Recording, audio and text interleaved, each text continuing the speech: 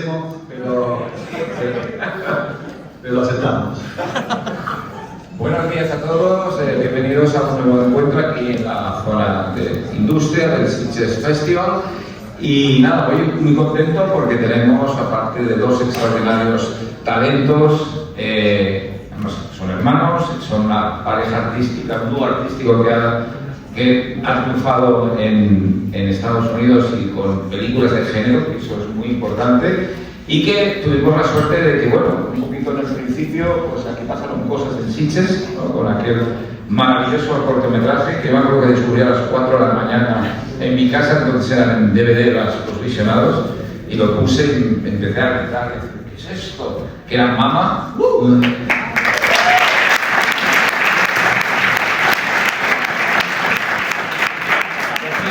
Antes de Mártires, en el Festival de Sitges, había Pascal Laugier, y bueno, fue un programa brutal. Es decir, y a partir de ahí, pues, llevaron pues, la versión en largometraje de Mama, con la producción de Guillermo del Toro, y una película que tuvo un gran éxito comercial y además muchísimo éxito en España, es decir, un gran hit en España.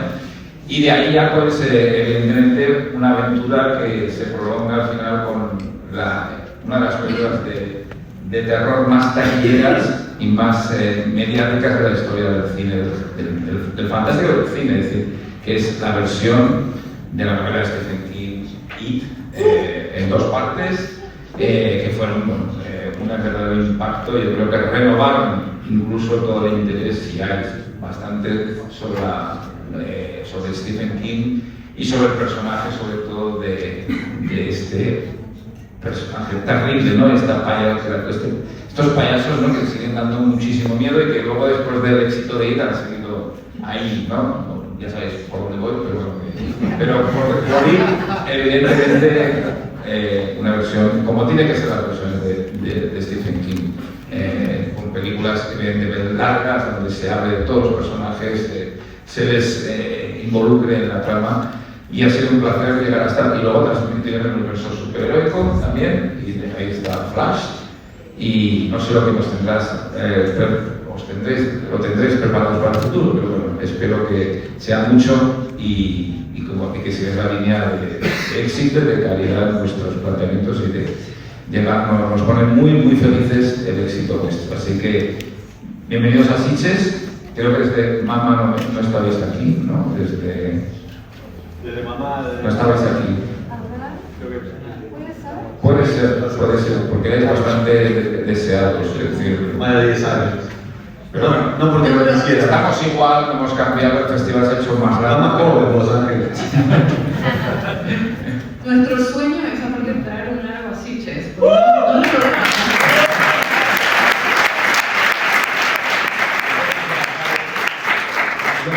Ahora si lo seleccionan, ¿no? Eso es más difícil. Película, mucho amor, pero tiene que pasar. Te ganas un tráiler o un promo, un clip, como vamos a ver, de Welcome to Derry, que es la serie que han venido a presentar. Una gran noticia, una precuela de It, que todos tenemos ganas, pues, de saber los orígenes de muchos personajes, realmente el personaje principal, evidentemente, y de la mitología de King, que se da mucho a ampliarla y a enriquecerla, ¿no? Y entonces, bueno, os dejo, decir un poco, pues eso, para lo que habéis venido, sobre todo, aparte de estar con nosotros, que nos encanta, es la Welcome to Derry, una serie de HBO, que muy prontito vamos a poder ver, y que aquí vamos a ver un taste mañana también. Hemos visto ya en la sala Tramontana hace un rato, pero mañana nada más en la afluenda, en la clausura del festival, veremos también ese test de Welcome to Derry. Así que muchas gracias.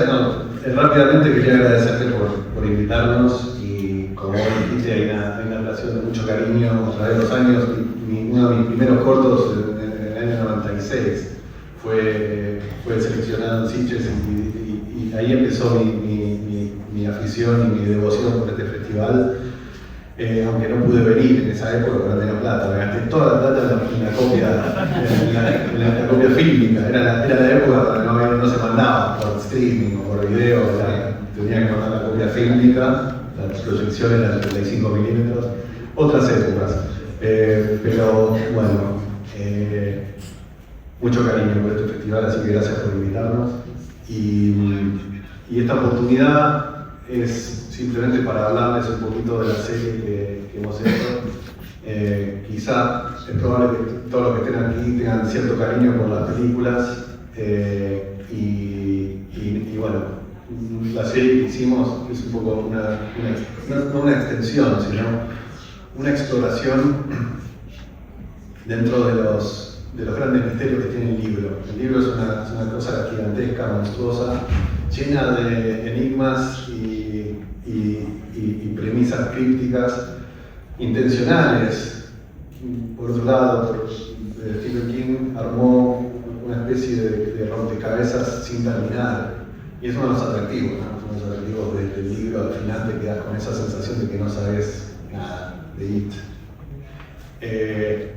Mi curiosidad insoportable no pudo con eso, entonces uno de los propósitos de la serie es resolver esos grandes enigmas y al mismo tiempo abrir otros signos de pregunta. Es una historia contada hacia atrás, toma como referencia los interludios. Se llaman interludios, son los capítulos que son básicamente las escrituras de las investigaciones de Mike Hanley, que es, como ustedes saben, el loser que se queda en Derry y que junta a todos sus amigos. Entonces usamos como un mapa de navegación esos tres grandes eventos catastróficos que suceden en estos tres distintos ciclos, que son 1962, 1935 y 1908. La intención es crear una historia que para mí es una historia escondida, que sale un poco de los enigmas, ¿no? Entonces, esos grandes enigmas que se plantean, nosotros creamos una historia. Entonces, hay una especie de divergencia del libro, porque la historia va hacia, a pesar de que se nutre mucho de estos grandes eventos, la historia final, el gran arco de la historia va hacia un camino que quizás es inesperado para los lectores del libro, porque es una historia nueva. Y bueno, y la creación de Pennywise como monstruo, o mejor dicho, It, transformándose en el payaso, es uno de esos eventos que son inevitables. De hecho, la idea de esta serie en sus orígenes empezó con conversaciones que yo tuve con Bill Skarsgård acerca de eso, de la creación. ¿Cómo It se transforma en payaso? ¿Por qué? Hay un personaje misterioso que ustedes conocen que es Bob Gray, que Stephen King lo trata de una manera muy crítica. ¿Quién es Bob Gray?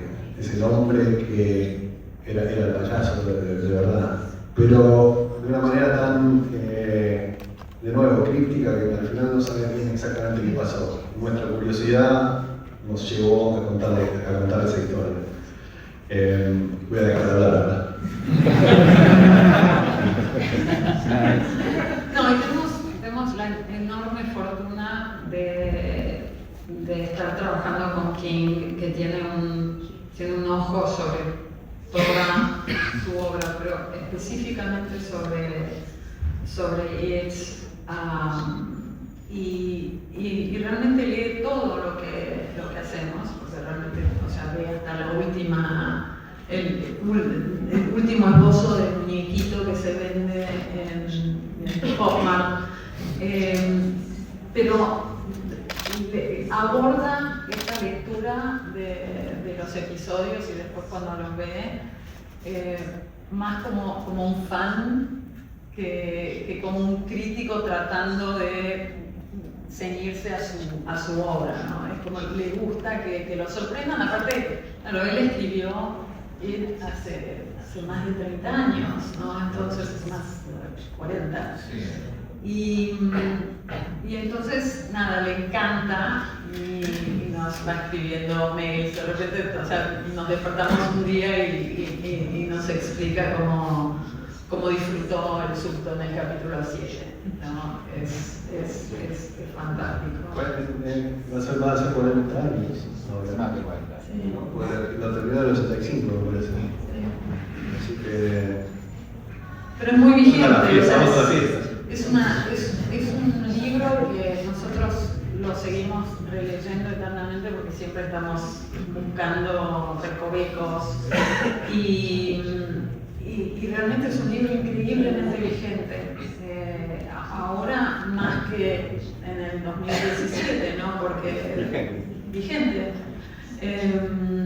Porque es digamos, es la utilización del miedo, ¿no?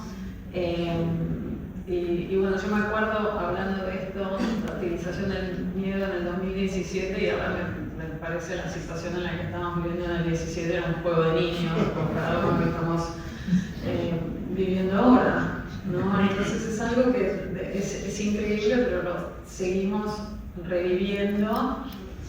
Y cuando lo escribió King hace más de 40 años, era profético, y ahora estamos... Pero bueno, era relevante porque el miedo fue utilizado como arma por los poderes desde siempre del Imperio Romano, pero ahora es mucho más relevante que quizás que hace 40 años. Sí, más notorio, típico. ¿Cómo habéis utilizado un poco esa geografía imaginaria que está en toda la obra de King, que se sitúa en un punto muy claro, ¿no? Que es la zona donde él mismo desarrolla parte de su vida y vive, ¿no? Que es la zona de Maine, ¿cómo habéis hecho ese Derry? Y que pues como tantas ciudades imaginarias del universo de King tienen un trasfondo psicológico, pues, la gente que vive ahí, las horrores o los dramas que ocurren en esos lugares, ¿no? En este caso hemos visto temas sobre Castle Rock, sobre otras ciudades, pero ¿cómo habéis jugado con esa geografía imaginaria? Que son puntos que a mí más me fascinan de Stephen King, ¿no? Y de Iten especialmente. Bueno, hay una casualidad que se llama Bienvenidos a Derry, así el título de esta serie, porque el pueblo es el protagonista. Una de las apreciaciones que uno de los personajes hace, una de las reflexiones en el libro es Derry es It y It es Derry, como que son de alguna manera inseparables y eso es parte también de la exploración y hay básicamente una inflexión en la historia que claramente le muestra a la audiencia por qué It es Derry. Lo van a ver en el capítulo 5. No, pero sí, una cosa que voy a agregar es, no sé si han visto el trailer, pero en el trailer hay un plano en el que Andy decidió llevar lo que le llamamos la niebla de Derry, que es esta especie de capacidad que tiene la gente de Derry de ignorar lo malo, lo que da terror,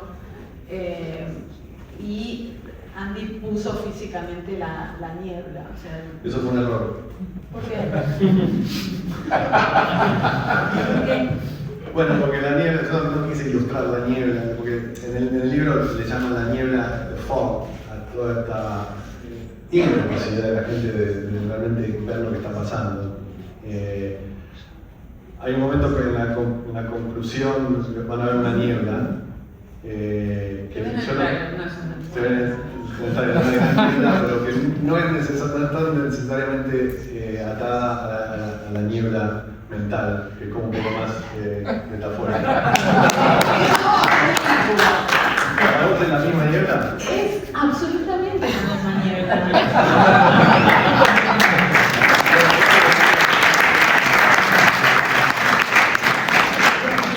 No es la niebla de Miss.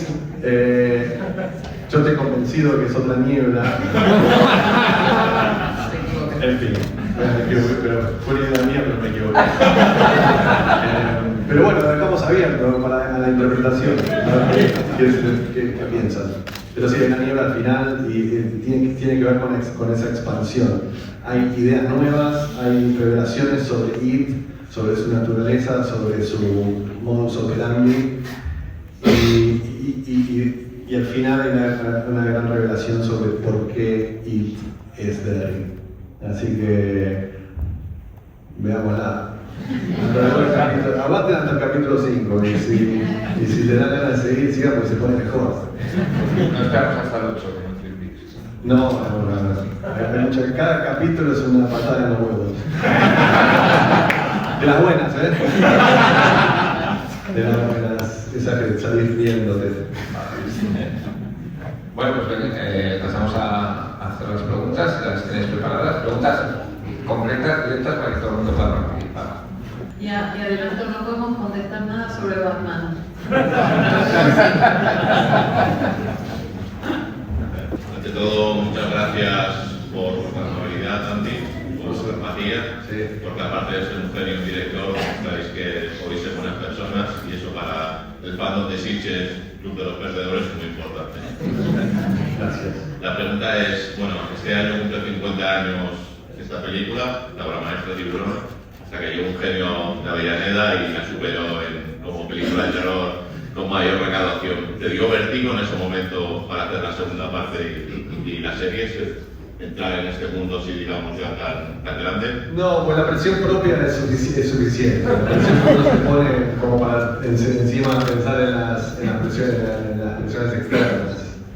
No, la verdad que fue una gran, obviamente, es incomparable. Tiburón o Jaws es incomparable con cualquiera de estas películas que estamos haciendo, pero sí, fue obviamente una alegría, porque sobre todo el tema de recaudación es una especie de reflejo de que al final es una película que gustó y ese reconocimiento es importante. Presión para la segunda no había, era propia la presión, digamos, artísticamente hacer algo equivalente a la primera. Me salió, no sé, a mí me gusta la segunda. A mí me gusta más la segunda. A mí me gusta más la segunda. No, pero también, uno. Mañana le gustó la segunda. Muchas gracias. Hasta la otra. Y voy a agregar una cosita con eso. Nos dieron la fecha de estreno de la segunda el fin de semana que abrió la primera. Entonces no tenés tiempo de presión. Entonces hay que bajar la cabeza y trabajar. Es un honor conocerlos. Una pregunta para Bárbara directamente. Bárbara, como tú, yo que eres el productor, de hecho vengo a Sitges para tomar notas y conocer todo el aspecto de este festival. Y pues, bueno, apenas estoy tratando de producir mi primer largometraje y estamos posiblemente para llegar aquí para el siguiente año, el 2017. A lo que voy es de que mucha gente habla de que estar aquí en los pitches y presentar, pero muy poco se habla del desarrollo, de la etapa de desarrollo y lo mucho que cuesta generar una buena carpeta. O sea, cuesta plata mandar el libreto a los labs, cuesta plata desarrollar los diseños para la carpeta. A lo que y luego encima el miedo de que estoy invirtiendo tanto en un proyecto que ni siquiera ha arrancado y pues si va a ser exitoso o no. A lo que voy es de que ¿qué recomendación me podría dar usted para generar dinero para una carpeta o empezar a buscar este dinero y encima de ello pues cómo asegurarme de que quitar estos miedos de que si esto va a funcionar o no? Mira, lo primero es el miedo, pero lo tenés que meter en el culo.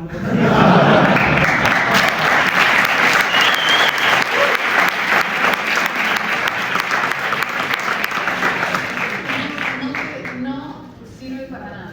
O sea, lo único que hace es paralizarte y hacer que tengas que estar repensando, ¿no? Hay que eliminarlo.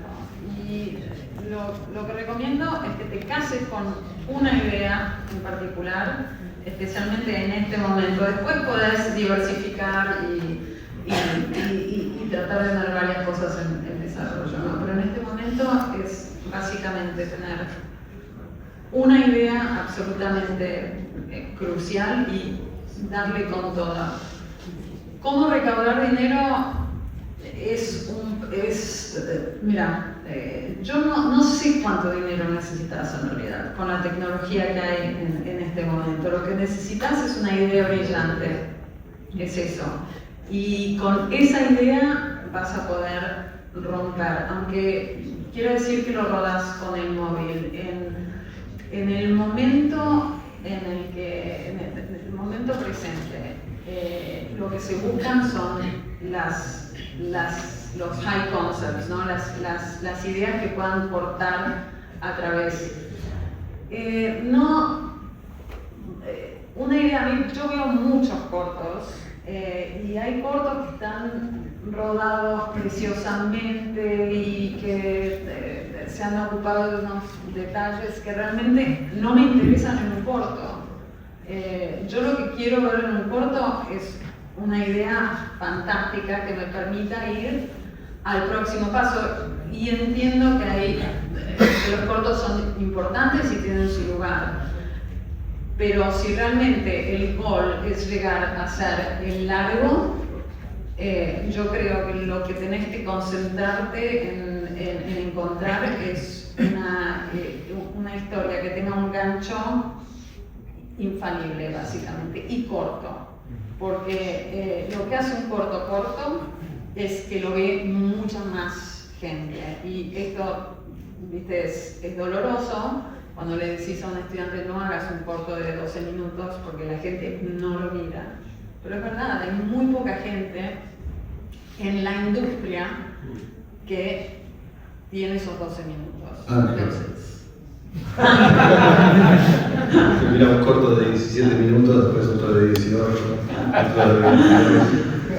No, pero ahora, o sea, no, parte del éxito del corto de Mamá es que era muy corto, era un corto de 10 minutos, entonces lo vio todo el mundo y le llegó a la gente que decidió apoyarnos. El corto de Mamá es, yo estoy muy feliz, muy orgulloso, pero no es perfecto, no es perfecto bajo ningún ojo, ¿no? Pero nos ayudó a dar el próximo paso. No sé si contesté tu respuesta porque lo que querías es que te dijera dónde encontrabas el dinero. Pero la verdad es que el dinero va a llegar más fácil cuando si haces un corto que tiene un impacto especial. Y me parece que es lo que vos dijiste primero, encontrar una idea brillante, que eso es lo más difícil. Y después es todo más fácil, porque todo el mundo que invierte quiere, cuando ve una idea brillante, quiere invertir en eso y hacer una película y participar de eso. No solo con Mamá, tampoco voy a decir que es un corto brillante, pero lo vimos suceder muchas veces en la industria, ¿no? Tener un corto con una idea donde te quedás al final, bueno, ¿cómo sigue la historia? Eso es lo más importante. Y después todo se hace más fácil. Gracias, bienvenidos, gracias por estar aquí. Antes Bárbara comentaba el tema de la relación con Stephen King, que es afable, que es y os observas desde el lado del fan, con curiosidad por lo que hacéis con su material. Yo me preguntaba cuáles han sido las diferencias o qué miedos surgen o cómo afrontáis cuando estáis adaptando un material ya hecho y tenéis que hacer la adaptación, las libertades que tenéis con ese material, y cuando estáis inventando sobre ese mismo referente, sobre ese mismo producto. ¿Cuáles han sido un poco esas diferencias? Si crees que trabajas más libremente inventando que adaptando, o si vas con más miedo por traicionar algo cuando inventas o cuando adaptas. No sé, un poco las diferencias, miedos, etc. No, toda la creatividad, la invención, incluso la adaptación, sale de una sensación muy interna, que es la sensación que uno tiene del libro, de las emociones. Entonces, conociendo el libro tanto como lo conocíamos nosotros, que lo habíamos leído de adolescentes y después, 30 años más tarde, lo leímos de nuevo, reavivando todas esas emociones. Todo sale de ahí, como que no sale ya porque no hay otra fuente. La fuente no es el libro, es tu interpretación del libro. Y como hay una interpretación y una visión que ya está ahí, es fácil saber lo que es importante para uno. Obviamente hay un trabajo racional también, que tiene que ver con adaptar un libro tan grande a una película. Pero no hay miedo porque la verdad que es un libro, cuando empezás a escuchar a los fans del libro, nos pasó cuando antes de que la película saliera, cada persona tenía una experiencia distinta con el libro, una visión distinta, cada uno quería ver una cosa distinta del libro que le había pegado en especial. Y algunos querían ver a Drácula, otros querían ver a Frankenstein, otros querían ver era muy importante ver la encarnación de la criatura de la Laguna Negra. Para mí, como sabrán, ninguna de esas encarnaciones está en la película. Pero hay otras cosas que eran más importantes para mí. Sobre todo las emociones, ¿no? Las emociones, el primer amor, la sensación de amistad, pérdida.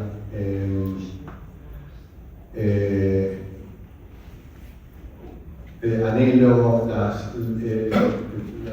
todas esas sensaciones de ruptura que hay dentro de las familias. A mí me parecía, había emociones que yo quería llevar. Y después con el casting vas encontrando los pequeños espíritus, las caras, las vas combinando, pero siempre con eso en mente, con las emociones que querés rescatar.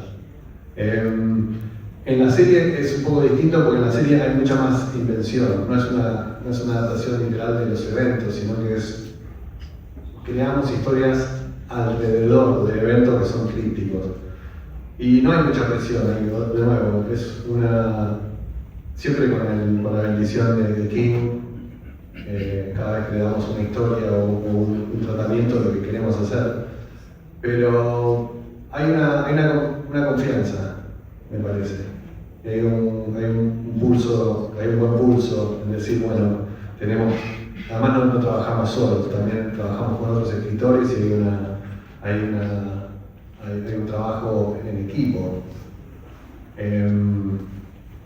Así que no sé si te contesté la pregunta, pero Si quieres añadir algo, Bárbara. A ver,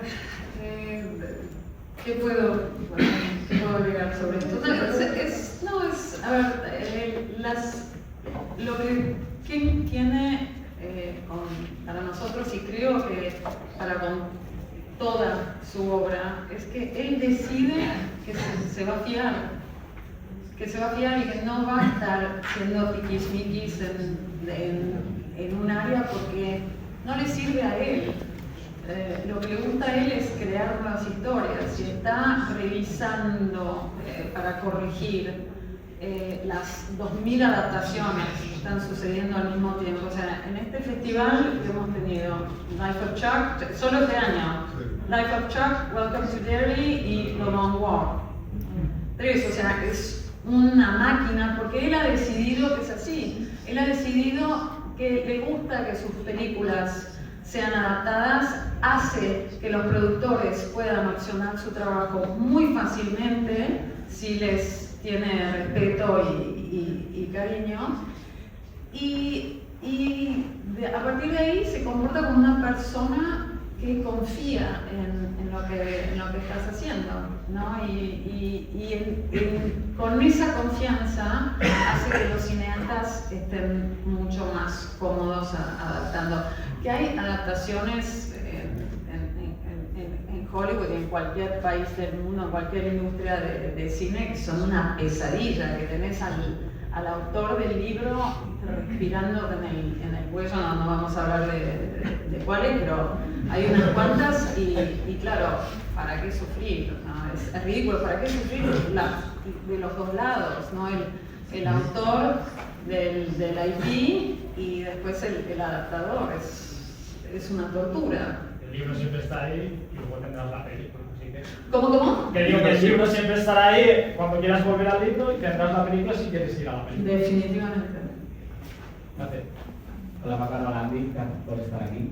Yo soy estudiante de cine y quiero ser director, entonces también quiero daros las gracias porque de haber sido por el universo de IT que habéis creado, solamente no estaría estudiando cine ni tendría este sueño, así que gracias por eso.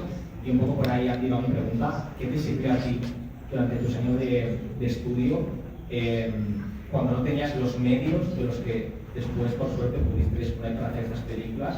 ¿Y cuál es esas recomendaciones, ese tip que te gustaría darle a tu Andy del pasado que estabas estudiando? Por un lado, películas, todas las películas que no había visto. Es una motivación permanente y el descubrimiento de nuevos cines. Puedes pasar toda una vida. Yo no llegué ni a un cuarto de todas las películas que me gustaría ver. Pero era una de las motivaciones. Seguir viendo y aprendiendo, pero sobre todo hacer.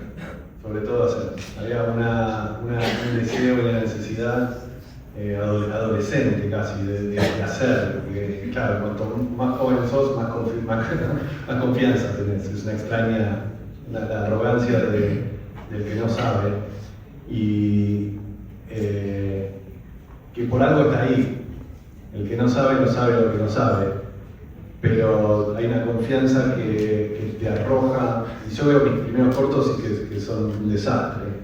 Y digo, ¿cómo le puse tantas ganas a esta mierda? Pero es inevitable. O sea, hay algo en la naturaleza que te dota de esa seguridad, porque tenés que equivocarte para aprender. Entonces, y así se aprende y así te vas refinando como director, viendo películas y equivocándote mucho. Esto lo dice también Guillermo, que es uno de nuestros como paradigmas, ¿no? Es uno de los grandes maestros que dice el fracaso es uno de los grandes maestros, pero tiene toda la razón del mundo. Pero para equivocarse hay que hacer. El problema de no hacer es que te vas a equivocar demasiado tarde. Tenés que hacer lo suficiente como para equivocarte rápido y seguir aprendiendo. Esas dos cosas. Sí. Como fan del libro y de la primera adaptación que se hizo de IT, que a mí me pilló joven, pero quiero recordar que es la primera peli terrorífica que vi cuando era pequeño, me marcó mucho, como Muñeco Diabólico y demás. Y mi sobrina vio vuestra versión nueva y no le dio tanto terror como a nosotros, obviamente, porque han cambiado los tiempos. Ahora es más complicado hacer terror, ¿no? Si estáis de acuerdo con esto. Y la segunda pregunta es, el final del libro, como no se adaptó en la primera, en la vuestra adaptación tampoco, si hubo un borrador o alguna opción de que acabara como el libro, que no sé si alguien no lo ha leído, pero la catástrofe final, no sé si en algún punto se barajó la idea de acabarlo así. Muchas gracias. Es muy cara. No, pero es una buena pregunta, porque una de las cosas, cuando hicimos la segunda película, yo quería tener más feedback de Stephen King que la que tuvimos en la primera. Entonces dije, decime las cosas que te gustaría ver.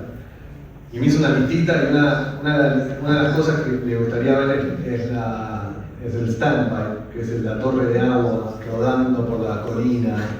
Y una de esas imágenes que, como decía antes, a cada uno le gusta una cosa distinta. Él me escribió una lista de las cosas que a él le gustaría ver en la peli y una de esas era la torre. Y yo le dije, mira, no estamos haciendo la inundación. La gran inundación del final es algo que, si la filmamos como en el libro, si hacemos la inundación nos va a comer la mitad del presupuesto en la película. La mitad del presupuesto de efectos visuales se va a ir a esa inundación. Es necesaria la inundación. Tenés que tomar ese tipo de decisiones, porque uno juega en un arenero que tiene ciertas proporciones, ciertas limitaciones y tenés que moverte en esas. Y lamentablemente te vas deshaciendo de las cosas que son menos esenciales. Es un gran final. Cinematográficamente una inundación hubiera sido fantástica y ver al pueblo de Derry cayéndose en los agujeros y cayéndose en las cavernas de las cloacas y eso, pero era prohibitivo. Entonces nos focalizamos en las cosas esenciales y algún día quizá una versión del hundimiento de Derry, quizá inteligencia artificial. Pero no. Y la segunda parte de la pregunta no me acuerdo. La primera era más complicado hacer terror ahora que en la época anterior. ¿Lo veis así? La primera película. La primera, yo la vi cuando yo no era un niño cuando la vi, ya estaba grande, tenía 17 años, entonces además habiendo leído el libro cuando vi la miniserie, lo que le llaman la miniserie, no me impresionaba demasiado, porque era más limitada todavía que lo que pudimos hacer nosotros, una película de televisión, no podía... la violencia y el horror gráfico estaban limitados a lo que era la televisión y el presupuesto también. Y ahora a la vez hay muchas cosas que son, digamos, muy queridas, pero por una cuestión de nostalgia y todo. Y además porque marcó una generación de gente que era más joven que yo, que la vieron de niños, porque estaba en la tele. Entonces, bueno, acá no sé si salió en la tele, pero seguramente en el VHS, salió en VHS. O sea, nosotros lo que nos dio terror realmente cuando éramos chiquitos era la serie de Chicho. Sí, era para dormir, cuando vimos el muñeco diabólico, creo que vos lo mencionaste, Freddy, el muñeco del ventríloco. Esa fue uno de los grandes momentos de terror que nos marcó, que es el capítulo en general, pero el plano del muñeco caminando atrás. Vos te conozco. ¿Cómo estás? Bien. Te veo por primera vez. Ok. Pero no sé si se acuerdan, ¿quién lo vio ese capítulo? Era la historia para no dormir. Tremendo. Pero lo vimos cuando también... Teníamos 7 años, 6 y 7 años. Entonces eso nos marcó. ¿Es más difícil hacer terror ahora por todas las cosas que ya se hicieron? ¿Esa es la pregunta? Más por el acceso a la información que ahora hoy en día la gente tiene menos terror a las cosas. Sí, va a estar saturado, la gente ya ha visto muchas cosas. Sí, yo lo que siento es justamente sobre todo por la introducción de la inteligencia artificial, que a nivel visual ha explorado mucho. O sea, hay unas cosas de terror que son realmente fascinantes en el mundo de la inteligencia artificial, pero eso es una barrera que nosotros no podemos pasar. Hay una cuestión ética, me parece, y es una gran discusión, ¿no? Ahora, sobre todo en la industria, los estudios quieren usar la inteligencia artificial, los cineastas no quieren utilizar la inteligencia artificial porque eso va a aplastar un poco va a terminar con el arte humano, digamos. Entonces, es un tema polémico, me fui a la mierda. Sí que hubo una serie de Stephen King en España que causó un impacto en la generación, que fue Salem Slot. Eso sí que causó toda una generación, un impacto brutal en la tele, aunque... Sí, eso pasó más jóvenes, eso sí lo que con el chico sí nos voló la cabeza, bueno, de miedo, ¿sí? Esa fue también, y a mí realmente... en un momento que hablamos de hacerla como peli y no pudimos porque estábamos con otras cosas y bueno, tuvo sus problemas después la nueva película, pero la serie es con David Soul, todavía es marcado monumental, además visualmente increíble, o sea, una película de televisión que tan efectiva a nivel visual, el impacto visual de lo que hicieron con los ojos, el chico de la ventana. El hermanito flotando. En la película de 2017 y luego la segunda parte se dan un poco de indicios del personaje de la tortuga Maturín. Entonces, para esta serie, que decís que queréis tratar el origen de It y del payaso Pennywise, ¿vais a tratarlo en profundidad o solo serán destellos de existe? En caso de que sea así, ¿nos podríais decir algo? Te voy a dar una respuesta crítica, pero clara. misteriosa al mismo tiempo. Pero hay una clara intención de revelar yo lo llamo el iceberg debajo del agua, que tiene que ver con la mitología, con la gran mitología del otro lado. Lo que tiene el libro es que está visto muy de la perspectiva de los seres humanos. Entonces todo lo que es del macroverso es una cuestión especulativa. Son dos preguntas que se hacen los losers. Hay 2 páginas en un libro de 1200 páginas, hay solo 2 páginas en la cual escuchamos la mente de It. Y es rarísimo. Es un capítulo que se llama Algo Distinto, me parece, y habla de lo que siente It por primera vez cuando ve que un grupo de niños se junta y se le enfrenta. Y es una mente infantil casi la que habla. Escuchamos una mente muy básica que te habla de la tortuga, te habla del macroverso. Vamos a ver mucho más. Me parece que hay a lo largo de las 3 temporadas deseadas, que acabamos de hacer la primera, va a haber 2 temporadas que van a continuar el gran arco de la historia. Y que básicamente abrimos una ventana hacia el otro lado. A través de distintos personajes y distintas percepciones vamos a ver lo que hay del otro lado.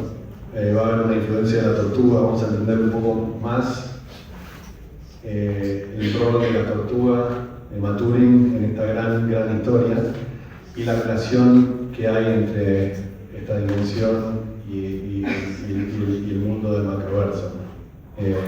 Va a dar una claridad y, como te digo, vamos a ver el iceberg debajo del agua en cuanto a la gran mitología de It, que está relacionada obviamente con la Torre Oscura y otros cuentos y otras obras de Stephen King. Gracias. De nada. Bueno, Andy y Bárbara, ¿cómo están? Muchas gracias por esta oportunidad, por la conversa. Nada, yo soy uruguayo y quería agradecerles también por poner a tomar mate a Stephen King en una película, que es algo muy hermoso. Y nada, tengo la suerte de estar en el festival justamente presentando un cortometraje de terror y quería preguntarles a ustedes cómo fue su experiencia con el cortometraje y cómo fue todo este proceso de convertir la película corto en el largo que fue después Mamá, que además me parece que es una película increíble y creo que potencia aún más lo que ya estaba planteado en el corto, ¿no? Y como una vuelta de tuerca súper interesante en esto de que el fantasma, en vez de aterrar, en realidad tiene un vínculo con estas niñas y qué sé yo. ¿Cómo vivieron ese proceso? ¿Cómo fue esto de pasar del corto al largo? Un poquito por ahí. Gracias. Nosotros hicimos el corto acompañando, nosotros en esa cosa empezaron a hacer publi de comedia, ¿no? Y queríamos hacer un largo, escribimos un largo, pero claro, no teníamos una prueba visual de que Andy podía dirigir algo que diera miedo, ¿no? Entonces decidimos hacer este corto, Mamá, que lo hicimos con una pistola en la cabeza porque encontramos una localización que le encantaba a Andy y hablé con la dueña de esta casa y nos dijo la derrumbo en un mes. Así que si la querés usar, tenés un poquito. Y bueno, empezamos a correr. Rodamos el corto sin saber quién era, o sea, antes de rodar no sabíamos quién era esta presencia. Decidimos 3 días antes de rodar que era la madre de estas criaturas y claro, eso hizo que tuviéramos este corto que presentaba una pregunta, no había respuestas en este corto. Por suerte tuvo éxito, por suerte lo vio mucha gente porque era corto. Porque no se saben que lo vio el festival. Y bueno, claro, pero a nadie le interesaba el largo que habíamos escrito, ¿no? Porque querían ver más sobre este corto. Pues el corto era una especie de ejercicio de estilo. Sí. Aplicado a otra historia, era otra historia de fantasmas. Se llamaba El Anhelo, y es un guión que todavía está en un cajón. Sí. Pero bueno, cuando el gordo se nos acercó, porque vio el corto, bueno, yo los voy a ayudar, los voy a ayudar a hacer esta película, si la quieren hacer en español, por 20, ustedes deciden, pero si nacen por 2 en español, les van a hacer un remake en inglés por 20 y les va a dar mucha rabia. Entonces, dijimos, bueno, vamos a hacer el intento en inglés, ¿no? Pero fuimos una anécdota fantástica. Desarrollamos un guión de mamá y el gordo lo lee y nos dice, bueno, pero ¿dónde está la secuencia del corto? Y nosotros decimos, bueno, no está porque ya está en el corto. Y nos dice, bueno, ¿quieren estar en desarrollo por los próximos 10 años?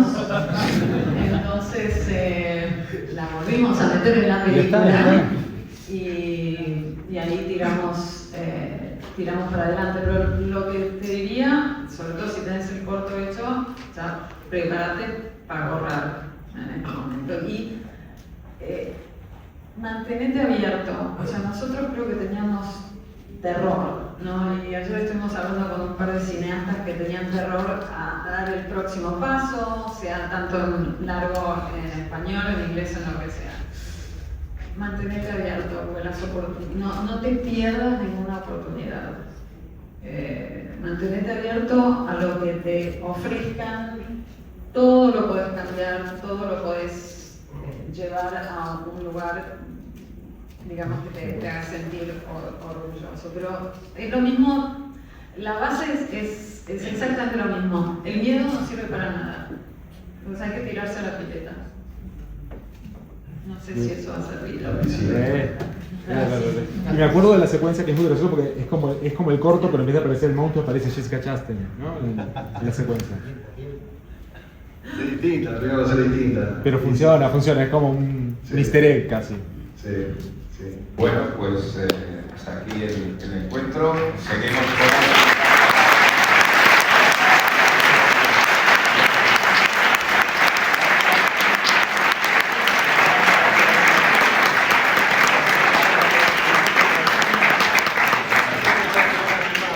Así que la van a ver la noche de hoy. Para acá. Para acá, sí. ¡Bravo!